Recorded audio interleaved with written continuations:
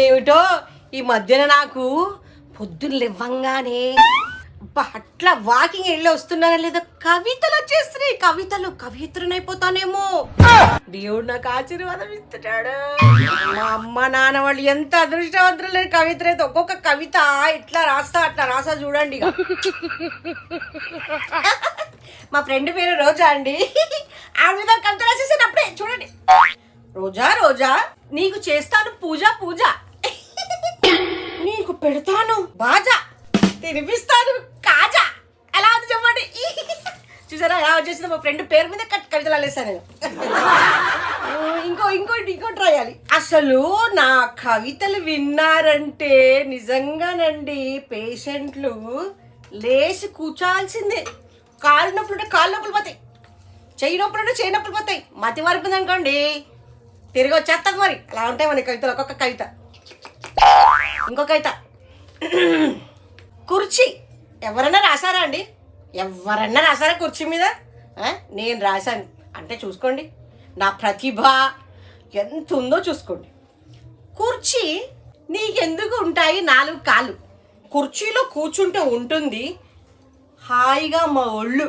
ఎలా ఉంది అంతే. నాకు తెలుసు మీరు బాగుందంటారా, నాకు తెలుసు. ఇంకొక కవిత. అసలు మనకి ఇంట్లో ఇన్ని వస్తువులు ఉంటాయండి. పెద్ద పెద్ద కవులు చందమామ గురించి, సూర్యుడి గురించి, నక్షత్రాల గురించి, మల్లెపూల గురించి రాశారు. కానీ నాలాగా ఇంట్లో ఉన్న వస్తువుల మీద ఎవరైనా రాశారా? అదే రాయరు. అదే మరి భగవంతుడు ఇచ్చిన తెలివి, నాకు అదృష్టం. ఇప్పుడు మన ఇంట్లో రోజు కూరగాయలు దాచిపెట్టుకుంటాం కదా ఫ్రిడ్జ్లో ఎంత చక్కగా కాపాడుతుందండి మనకి. అవి ఇవి పాడైపోకుండా ఏది తెచ్చినా ఫస్ట్ మనం ఫ్రిడ్జ్లో తోసి ఇట్లా పడేయాల్సిందే. ఫ్రిడ్జ్లో పడేసినాక గుర్తు వచ్చినప్పుడు తెల్లారి అన్నీ కడుక్కొని కూరలు వండుకొని హాయిగా తృప్తిగా భోంచేస్తాం. అలాంటి ఫ్రిడ్జ్ గురించి ఎవరైనా రాశారా? ఎవరు రాయలేదు, నేను రాశాను. ఈ మంజులాదేవి రాసింది వినండి. ఫ్రిడ్జు మేము ఎక్కాలి బ్రిడ్జుకు ఉండాలి ఎడ్జు, మీరు అడగొద్దు మా ఏజు. ఎలా ఉంది అంతే. ఇక పచ్చళ్ళకు వచ్చేసరికి మనకి బోళని పచ్చళ్ళు ఉన్నాయి. ఇంట్లో డైలీ చేసుకోవాలంటే బోళని పచ్చళ్ళు ఉంటాయి. టమాటా పచ్చడి, గోంగూర పచ్చడి, పల్లి పచ్చడి, మళ్ళీ ఏంటంటే ఆవకాయ పచ్చడి, మోడికాయ పచ్చడి, అల్లం వెల్లిగడ్డ పచ్చడి, అల్లం పచ్చడి, పాలకూర పచ్చడి, తోటకూర పచ్చడి, బచ్చల కూర పచ్చడి. అబ్బోబోబో పచ్చడి ఎలా చెప్పేశాను నేను. ఈ కవితలు విని ఎవరు సన్మానం చేస్తారో, ఎంత పెద్ద రచయిత్రని అయిపోతానో, ఎంత పెద్ద సెలబ్రిటీని చేసేస్తారో అమ్మా తలుచుకుంటేనే అదో లాగుందండి. కొంచెం అలా డ్రీమ్లోకి వెళ్తానే.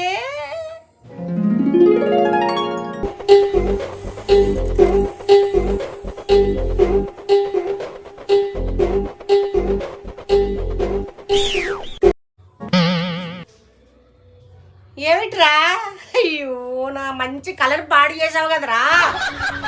ఎంత చక్కటి డ్రీము, ఎంత చక్కటి కళ. సన్మానాలు, దండలు, ఇలా టోపీ పెట్టి సత్కారాలు, గజమాలలు ఇవన్నీ వేసినట్టు కలపడ్డది కదరా నాకు. ఆయన నేను ఎక్కడికో వెళ్ళిపోతాను ఈ కవితలతో. మీరు చూస్తూ ఉండండి.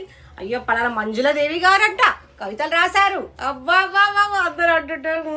మరి చెప్పలేనండి. అయ్యో అబ్బా ఈ మధ్యన పాటలు కూడా పాడుతున్నానండి. పొద్దున్న లేవగానే సాధన చేస్తున్నా.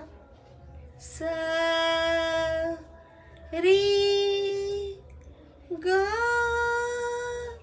మా పా ద నీ సా